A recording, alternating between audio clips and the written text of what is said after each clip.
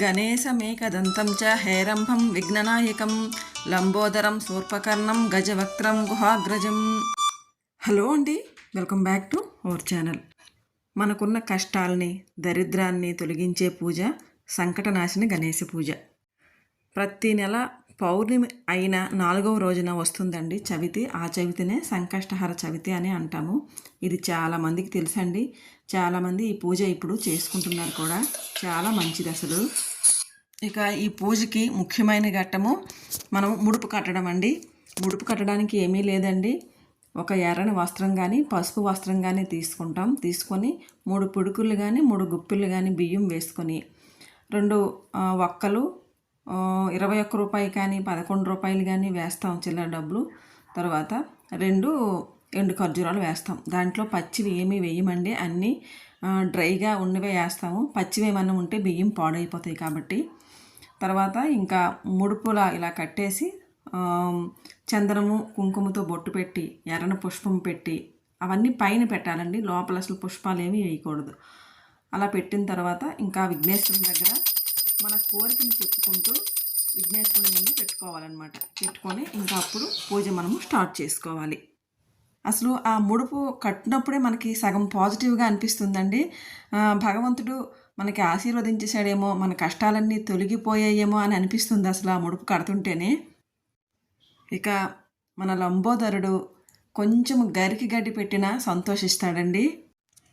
సుముఖచ్చైక దంతశ్చ కపిలో గజకర్ణక లంబోదరచ్చ వికటో విఘ్నరాజో వినాయక ధూమ్రకేతు గణాధ్యక్షో ఫాలచంద్రో గజానన వక్రతుండ శూర్పకర్ణో హేరంబ స్కందపూర్వజ షోడశైతాని నామాని యః పటే శృణుయాదపి విద్యారంభే వివాహే చ ప్రవేశ నిర్గమే తథా సంగ్రామే సర్వకార్యేషు విఘ్నస్తస్య న జాయతే.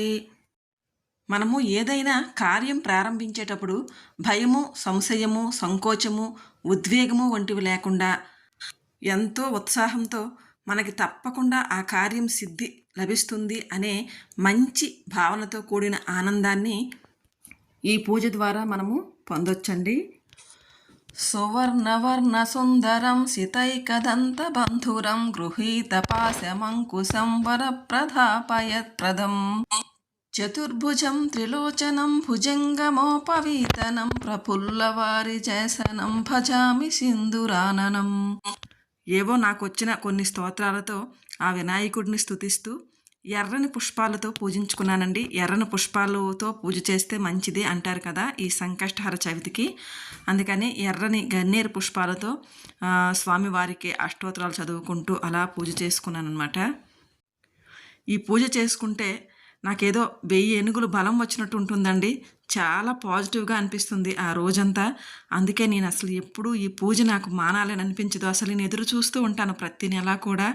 ఎప్పుడు చవితి వస్తుందా, ఎప్పుడు పౌర్ణమి వచ్చిందంటే చాలు నేను ఫస్ట్ చూసేది చవితి తిథి ఏ రోజు వచ్చిందనే చూసుకుంటానండి. ఈ పూజ మనసుని అంత ఆహ్లాదంగా ఉంచుతుంది. అసలు మనము భగవంతునికి సమర్పించే గొప్ప పుష్పం ఏదో తెలుసా అండి? ఇలా ఈ పుష్పాలన్నీ మనకు భగవంతుడిచ్చినవే. ఈ ప్రకృతిలో దొరికే ప్రతి పువ్వు కూడా మనకి దేవుడు ప్రసాదమే కదండి. ఆ దేవుడు ప్రసాదించిన పుష్పాన్ని మళ్ళీ మనం దేవుడికి సమర్పిస్తున్నాం. ఇది అంత గొప్పతనం ఏమీ కాదండి. దేవుడు ప్రసాదించిందే మళ్ళీ మనం దేవుడికి ఇస్తున్నాం. ఇందులో ఏం పెద్ద ప్రత్యేకత లేదు. కానీ మన మనస్సు అనే పుష్పం ఉంటుంది చూడండి. ఈ మనస్సు అనే పుష్పము తాజాగా మనము భగవంతుని పాదాలపై పెడితే అది నిజమైన భక్తి అవుతుందట. మన మనస్సు అనే పుష్పం వాడిపోకుండా ఉండాలి, ఎప్పుడు ఫ్రెష్గా వికసిస్తూ సువాసనలు వెదజల్లాలంటే ముందు మనము నిష్కల్మషంగా ఉండాలి. ఎవరికి చెడు తలపెట్టకుండా, ఎవరి చెడు కోరకుండా ఉంటే అదే నిష్కల్మషమైన మనసు అండి. ఆ మనసునే మనము భగవంతునికి భక్తితో సమర్పిస్తే చాలు. తర్వాత పూజ అంతా అయిన తర్వాత తాంబూలం అండి. తాంబూలంలో ఏమీ లేదండి.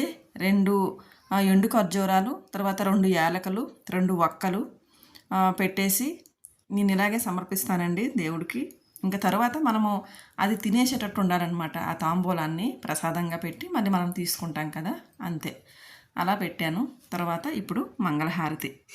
శ్రీ గణేశ జయ గణేశ జయ గణేశ దేవ తొలి పూజల హారతులో అందుకో గణేశ పార్వతి ప్రియనందన మంగళం గణేశ పరమయోగి శివకుమార మంగళం గణేశ గుజ్జురూప విఘ్నరాజ మంగళం గణేశ జ్ఞానమొసకు దయా సింధు మంగళం గణేశ శ్రీ గణేశ జయ గణేశ దేవా తొలి పూజలు హారతలు అందుకో గణేశ.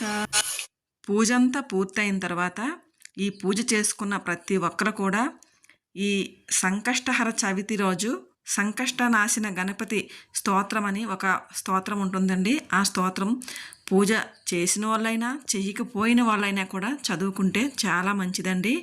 తప్పకుండా ఈరోజు చదవవలసిన సంకటనాశన గణేశ స్తోత్రం.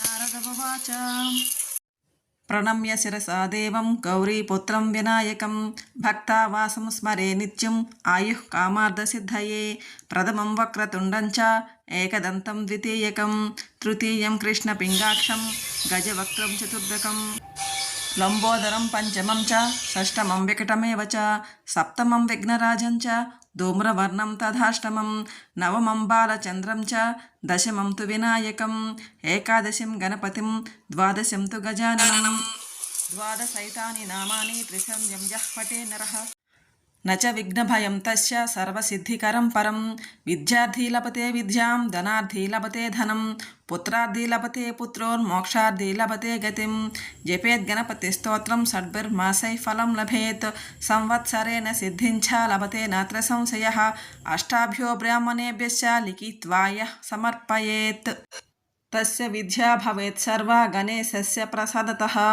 ఇది శ్రీ నారద పురాణే సంకష్టనాశనం నామ గణేశ స్తోత్రం సంపూర్ణం.